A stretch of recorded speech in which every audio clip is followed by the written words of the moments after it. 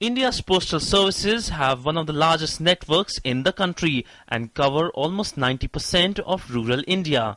And at a time when the usage of post as a means of communication is falling, President Pranab Mukherjee has said that it's time that postal administrators must innovate.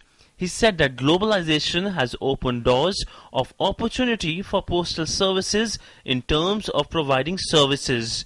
He asked postal services to foray into new sectors of the economy.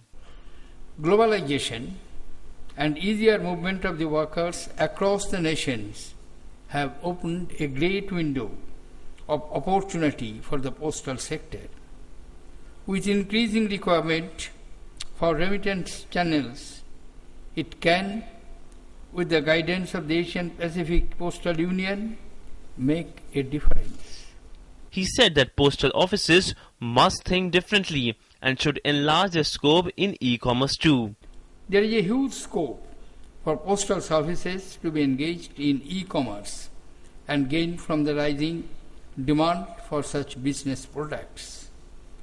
As post offices are easily accessible to the community, it can devise a suitable model of allowing small producers and customers to connect both within and across the national boundaries. He said that postal services must continue to build strong human relations, which they have been continuing to do so in the past.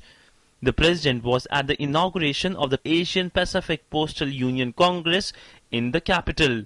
The meet will last for 5 days and will see postal leaders and stakeholders from 32-member-strong Asian Pacific Postal Union gathering under one roof. Change is constant, and it seems that the post must also change according to the changing times. No longer they are just means of communications, but could become a way of providing services, especially remittances from people who are staying abroad. With camera person Fazil and IPS, this is Siddhant Sibal, DD News, New Delhi.